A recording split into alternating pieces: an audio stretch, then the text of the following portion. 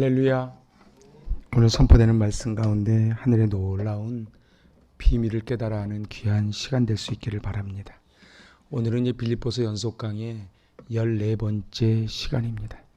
제가 짧은 퀴즈 2개 내며 오늘 말씀의 문을 엽니다. 혹시 한국 최초의 교회 이름을 아시는지요? 참 지금 대한민국에 교회가 많은데 첫 번째 교회가 어떤 교회인지 아시는지요? 그 교회는 바로 소래교회입니다. 소래교회는 소래교회 맨 첫 모습이 저 모습입니다. 참 자랑스러운 것은 세계 선교사에 드물 만큼 이 교회는 자발적으로 한국 사람들이 그렇게 모아서 세운 교회이기에 더 의미가 있습니다. 평북 의주 출신으로 만주를 오가며 인삼장수를 하던 서상륜이라는 분이 계셨습니다. 이 서상륜이라는 분이 이제 중국에 갔다가 열병에 걸려서 그만 다 죽게 생겼습니다. 그때에 맥켄타이어 그리고 로스 선교사님에게 이제 치료받고 전도를 받아 예수를 믿습니다. 그리고 이제 자기의 외가 동네인 이 소래에 옵니다. 소래에 와서 이곳에서 복음을 전하고 자기가 만난 하나님을 전할 때에 10명이 모이고 20명이 모입니다. 그래서 이제는 이런 기와집을 이렇게 사들이게 되지요. 이때 선교사님들이 돕고자 할 때에 그때 우리의 교회는 우리 힘으로 하겠다고 해서 세운 교회가 저 소래교회 기와집의 모습입니다. 이제 제가 두 번째 퀴즈를 냅니다. 유럽 최초의 교회는 그럼 어느 교회겠습니까? 유럽 최초의 교회는 우리가 지금 연속으로 보고 있는 바로 빌립보 교회입니다. 아시다시피 빌립보는 마게도냐 첫 성에 있는 지금 그리스에 속해 있는 도시입니다. 2차 전도여행 중 사도 바울은 꿈을 꾸지요. 그래서 와서 우리를 도우라는 외침을 듣고 이제 드로아 항구를 떠나 마게도냐의 첫 성에 가서 그 개울가에서 누구를 만납니까? 자주장사 루디아를 만납니다. 자주장사 루디아를 만나서 루디아가 예수님을 영접하고 세례를 받습니다. 이 루디아가 유럽 최초의 세례교인입니다. 그리하여 루디아는 자기의 집을 열어서 이제 그곳을 교회로 했습니다. 저 소래교회도 마찬가지고 빌립보 교회도 마찬가지고 공통점이 뭐예요? 자기의 집을 열었다는 거예요.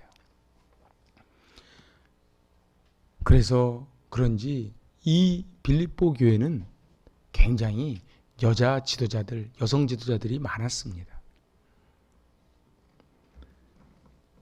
로마의 감옥에 사도 바울이 갇혀 있을 때에 이 빌립보 교회에서 에바브로디도를 보내지요. 그래서 선교헌금을 보내고 간병을 합니다. 자기의 생명보다 사도 바울의 생명을 더 중요시 여겼던 에바브로디도.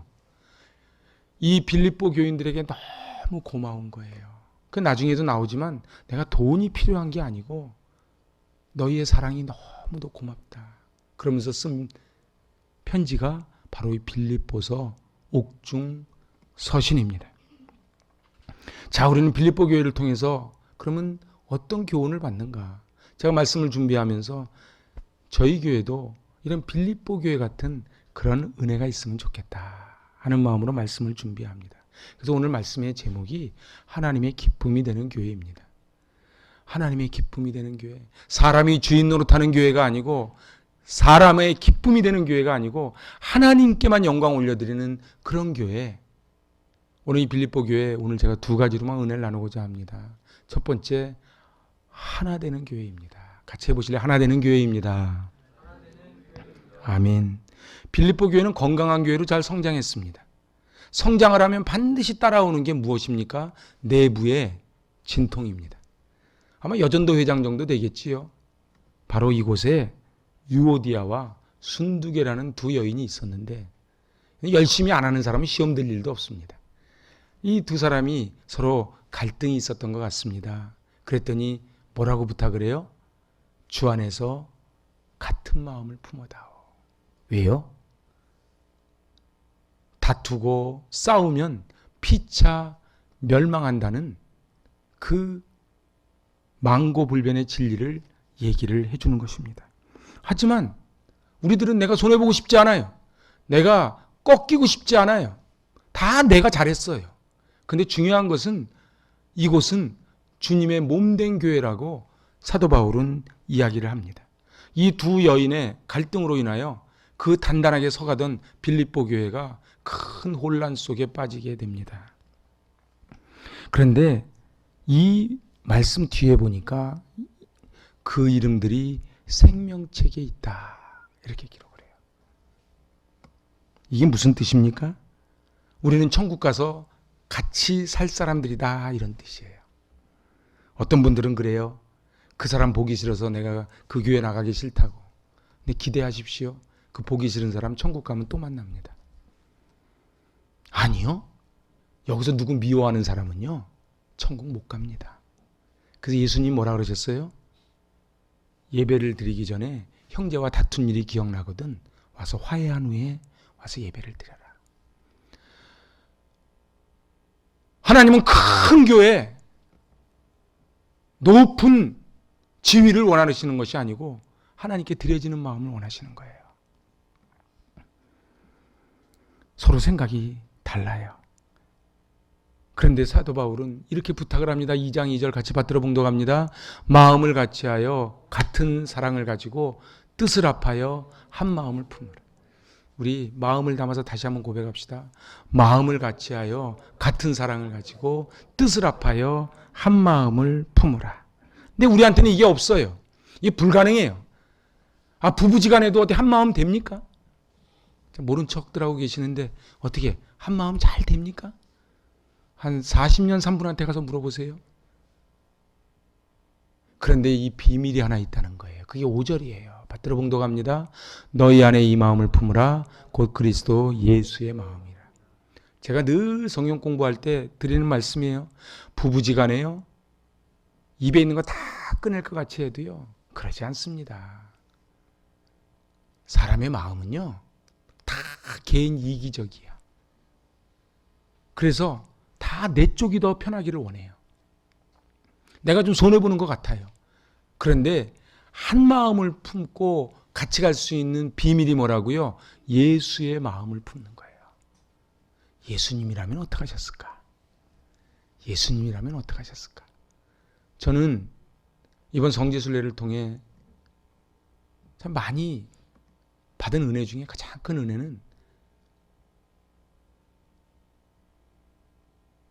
베드로가 예수님을 3번 부인하는 그 베드로 통곡교회를 세워놨는데 그 위에는 십자가 대신에 닭이 한 마리 딱 올라가 있어요.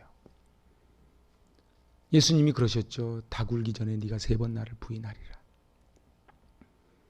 예수님은 그 시간에 그 가야바, 최고 권력자 가야바 지하의 감옥에 그 줄 매단 자국이 그대로 있더라고. 줄 매달려서 이틀 이상을 매달려 있었던 거예요. 채찍에 맞고. 자기의 제자는 모닥불에서 작은 소자에게 3번 예수님 부인할 동안 그 계단이 그대로 남아있더라고요. 제가 그곳에서 비아돌로사를 바라봤습니다. 언덕이에요.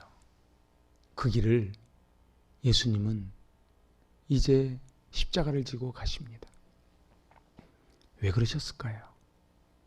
왜 그러셨을까요? 목자이기 때문에. 목자는요, 한 마리 잃은 양을 향해서 내가 뭐라 그랬어? 너 나가면 이렇게 된다 그랬지? 이러지 않아요. 그래서 누가복음 15장에 탕자의 아버지도 그리고 잃은 양에 찾았던 목자도 그리고 동전을 찾은 그 여인도 전부 공통점이 뭐예요? 잔치를 합니다. 아무도 나무라는 게 없어요. 사람은요, 나무란다고 변하지 않아요. 사랑하는 여러분, 오늘 예배를 통해 그냥 한 번 드리는 예배로 끝내지 마시고 예수님의 마음을 간직할 수 있기를 바랍니다. 그게 우리 주님 마음이에요. 그래서 하나님이 가장 싫어하는 게 뭐예요? 교만이에요. 근데 우린 겉으로 안 그런 척해도 다 교만합니다. 다 내가 잘났어요. 그래서 다른 사람에게 양보하려고 하지 않습니다. 사회생활 할 때는 상사가 뭐라 그래도 다 참는데 교회 안에서는 조그만 한마디도 안 드리려고 해요. 제가 지난주에 20년 전 교육전도사 할 때 그 시절 교육자들이 몇 년 만에 만난다 그래서 제가 갔어요. 참 놀라운 거는 어느 교회도 문제없는 교회가 없더라는 거예요. 다 100m 미인이에요. 그럼에도 불구하고 예수 그리스도가 이 교회의 주인이라는 사실이에요. 너무 가슴 아픈 게 뭔지 아십니까? 어느덧 이 교회가 대한민국의 선교의 역사가 깊어지고 교회가 커지고 힘이 생기면서 교회의 주인이 사람이 되기 시작을 해요. 여러분들 결단하셔야 돼요. 제가 로마서 강의하면서 말씀드렸어요. 선악과를 동산 중앙에 놔둔 거예요. 왜요? 그건 하나님 거라는 거예요. 그걸 보면서 하나님은 창조자요, 나는 피조물, 나는 종이라는 사실을 늘 기억하라는 거예요. 근데 마귀는 금요심야 때 나오지요. 미혹해 한다고 속이는 거예요. 그래서 뭐라 그래요? 네가 주인 노릇하라는 거예요. 회사에서도, 사회에서도, 집안에서도, 교회에서도 네가 주인이라는 거예요. 네 잘난 네가 왜 이런 대접받고 사냐는 거예요. 그건 사단이 속이는 겁니다. 예수님은 잘나지 않아서 십자가를 지신 게 아니에요. 너희 안에 이 마음을 품으라. 예수의 마음이니. 이 말씀을 읽으면서 눈물이 나야 돼요. 예수님의 마음이 어떤 마음일까요? 오른뺨을 때리면 왼뺨을 들이대고, 속옷 달라면 겉옷까지 내주고, 오리를 가자면 심리까지 가주시는 게 예수님의 마음이에요. 우리 안에 이게 있어요? 없어요. 그래서 어떻게 해야 돼요? 엎드려야 돼요. 여러분들 예배가 얼마나 소중한 줄 아십니까? 인간은요, 소망이 없어요. 푸틴만 저러는 게 아니에요. 다 보면요. 여러분 시리아에 그 지진 났는데 약탈이 벌어진대잖아요. 사람들은 다 그래요. 저는 확신합니다. 예수 이외에는 대안이 없어요. AI가 나오고 뭐가 나와도요, 예수의 마음을 품지 않으면 인간에게는 소망이 없습니다. 이제 우리가 이 빌립보 교회를 통해서 받는 두 번째 교훈은 같이 해보실래요? 기뻐하는 교회입니다. 샤를로테 케이슬이라는 사람이 기쁨의 옆자리라는 글을 썼는데 제가 그 부분 하나를 발췌해 왔어요. 같이 한번 읽어보실래요? 삶의 단순한 모습에서 기쁨을 느끼지 못할 때 우리는 쉽게 지친다. 삶이 지루해지면 외부로부터 자극과 순간적인 쾌락을 찾게 된다. 아이스크림이나 카페인, 컴퓨터 게임, 쇼핑, 섹스 또는 자극적인 음악을 찾는 것이다. 물건을 사들이면서 텔레비전을 보거나 담배를 피우면서 영혼이 아닌 외부로부터 기쁨을 찾으려고 애쓴다. 제가 지난주 뉴스 보니까 정말 잘 나가던 연예인이, 배우가 또 마약에 손을 댔다. 그래가지고 많이 힘들더라고. 제가 오늘 아침에 뉴스 들어보니까 코인 했던 이 똑똑한 친구가 비트코인 10,000개를 스위스 은행에다 숨겨놓고 해외 도주 중이다. 뉴스가 나오더라고. 돈 있으면 좋지요. 있어야지요. 그런데요, 외부에서 행복을 찾고 외부에서 기쁨을 찾는 거는요, 소금물 마시는 거랑 똑같아요. 절대로 끝이 안 나요. 그런데 오늘 너무 어려운 얘기를 4절에서 하는 거예요. 같이 해보실래요? 주 안에서 항상 기뻐하라. 내가 다시 말하노니 기뻐하라. 내가 이 말씀을 크게 못 읽겠어. 왜냐하면 저도 잘 못하거든. 그런데 여기서 주 안에서가 중요해. 엔 크리스토스. 우리는 기뻐할 수 없어요. 내 자존심이 조금만 상해도 우리 용서가 안 돼요. 내가 왜 이 대접받고 살아? 다른 사람을 절대로 품지 못합니다. 그래서 기쁨과 밀접하게 관계가 돼 있는 거예요. 오늘 이렇게 말합니다. 주 안에 서라. 주 안에서 같은 마음을 품으라. 주 안에서 항상 기뻐하라. 제가 군에 있을 때 제 군대 생활한 곳은 영하 22도에서 한 영하 26도 정도 되는 데입니다. 그러면 기압이 딴 게 아니에요. 연병장에 얇은 전투복 입고 그 연병장에 서 있는 거예요. 그냥 안 서 있어요. 두 팔 벌리고 서 있어요. 바람이 얼마나 잘 통과하는지 몰라요. 그런데 명령이 떨어집니다. 움직이면 죽는다. 주 안에 서라 할 때 이 서라는 군대 용어예요. 하나님 우리에게 명령하시는 거예요. 넌 제발 참새처럼 바람만 불면 나풀나풀거리지 말고 굳게 뿌리를 내리고 서다오. 제가 금요심야 때 말씀드렸죠.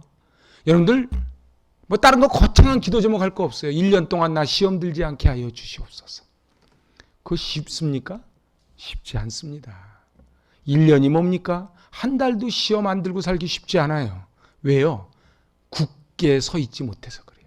훈민정음에 나오는 것처럼 뿌리 깊은 나무는 바람에 많이 흔들리는데 우리는 뿌리가 깊지 않아. 샘이 깊지 않으니까 자꾸 마르는 거예요. 야, 제가 이번에 가서 감동받은 건 여리고에 엘리사의 샘이라는 게 있더라고. 성경에 나와요.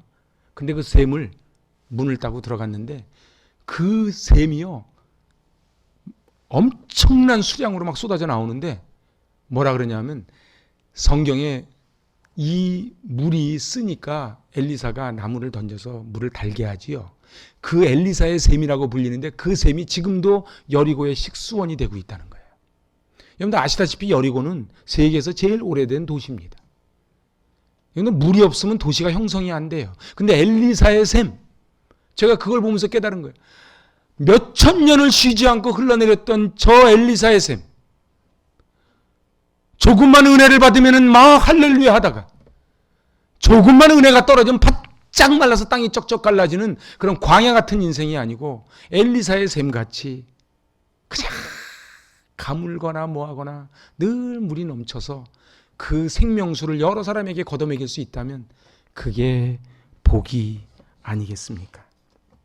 그런데 우리는 기뻐할 수 없어요. 같은 마음 품을 수 없어요. 더 어려운 말씀이 그 다음에 나옵니다. 너희 관용을 모든 사람에게 알게 하라.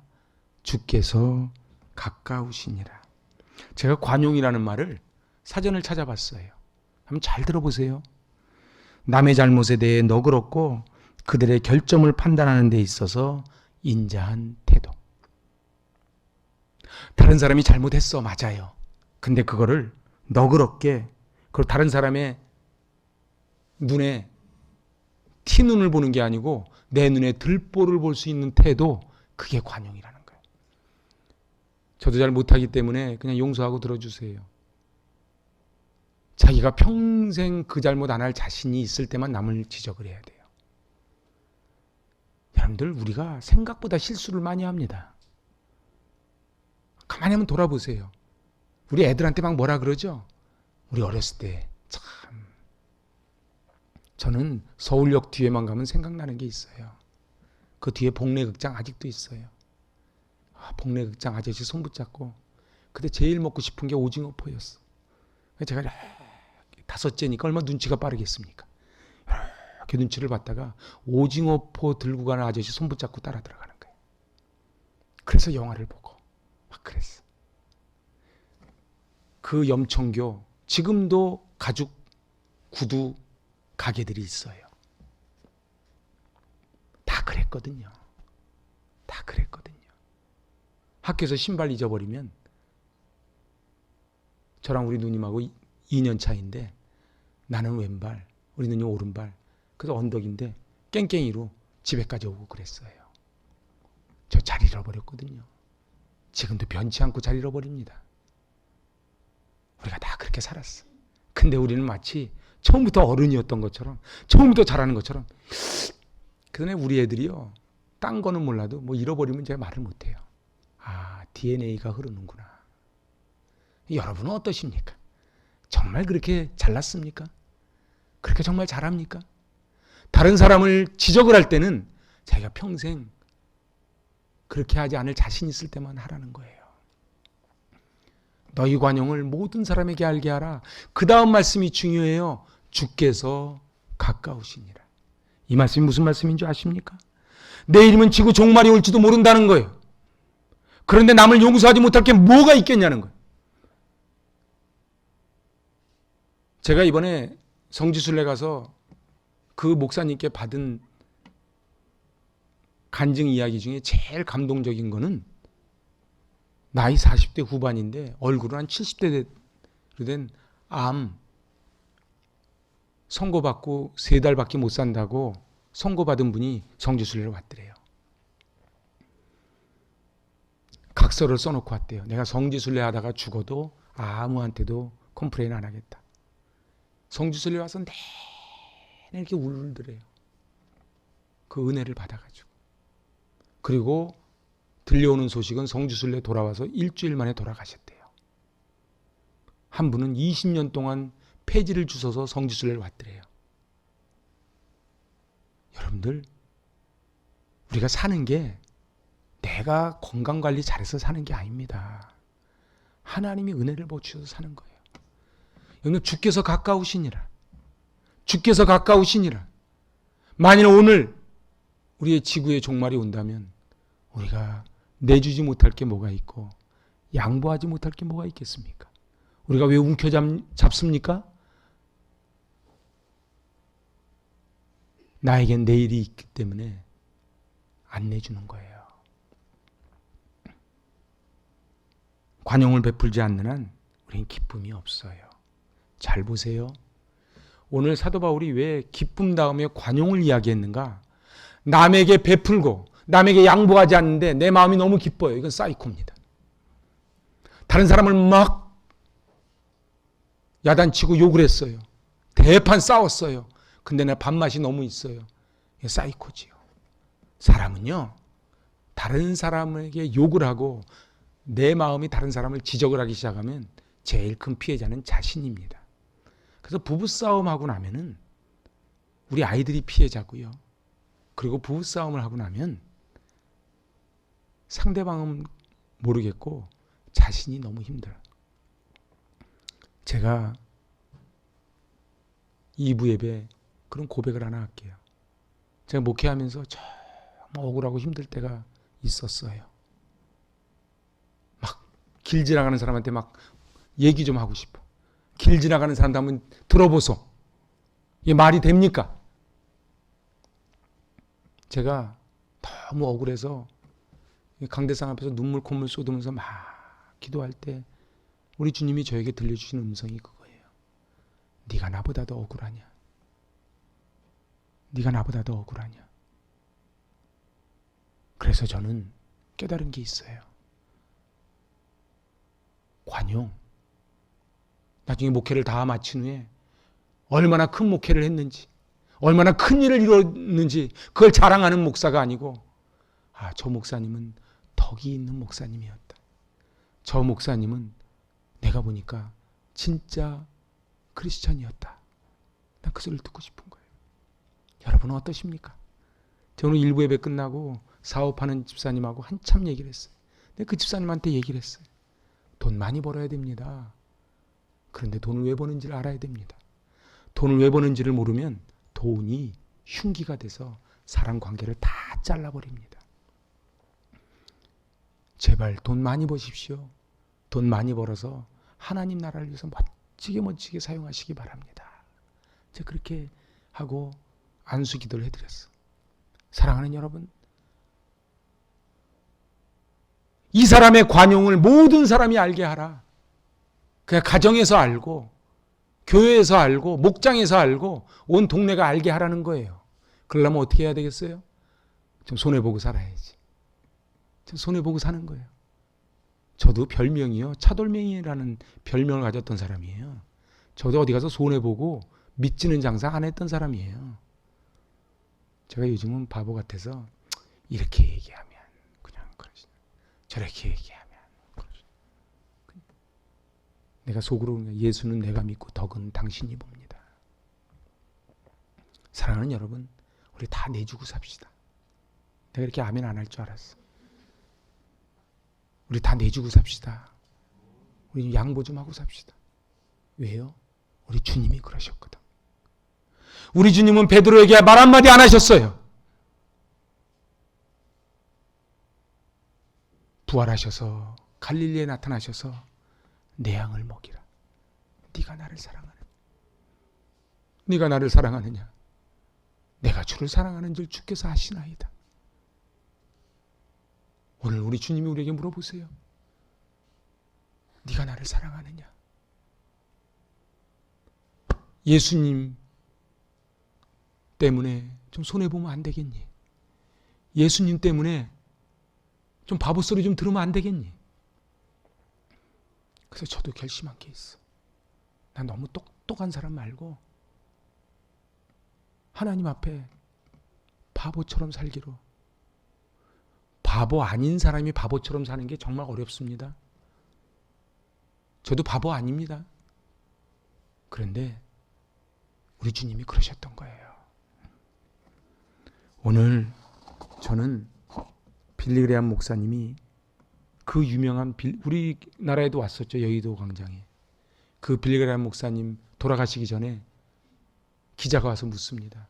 목사님, 참으로 전 세계를 다니면서 많은 복음을 전하셨는데 목사님은 아쉬운 게 없습니까? 지금까지 사역 중에 어떤 부분이 제일 아쉽습니까?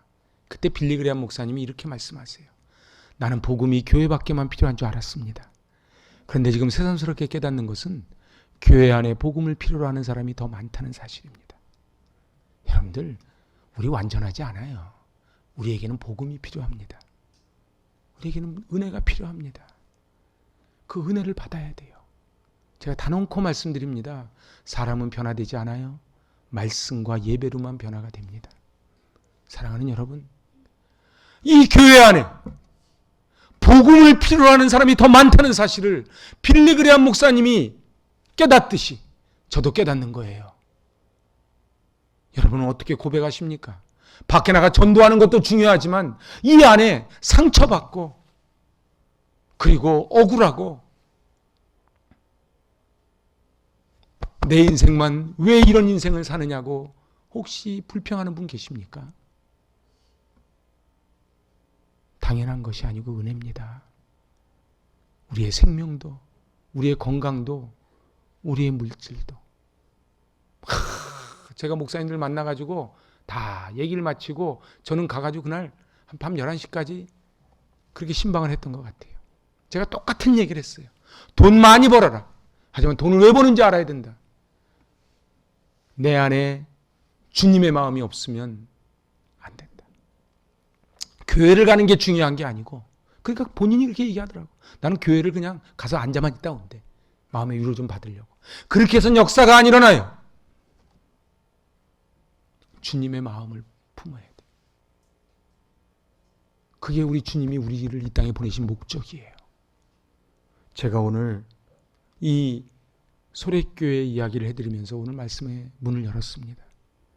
서상윤이라고 하는 그 인삼장사가 그 중국에서 열병을 앓고 그리고 복음을 받고 들어오다가 국경에서 붙잡혀서 치도곤을 치고 탈옥을 해서 세운 교회가 소래교회입니다. 이 소래교회를 통해 많은 분들이 어려운 가운데 11조를 실천했고 구제를 실천해서 인근의 7개 지역 그리고 해주, 문화, 은율 그래서 7개 교회를 개척을 합니다. 선교헌금을 작정을 합니다. 예배당 종소리가 그 동네에 막 퍼져나갑니다. 사람들이 말합니다. 주색잡기, 투전, 미신이 없어지고 농사가 잘 되니 예수 믿는 게 좋은 거구나. 예수 믿는 게 좋은 거구나. 그래서 사람들이 막 모여들기 시작을 하는 거예요. 그래서 구원받는 사람들이 날마다 더해갑니다.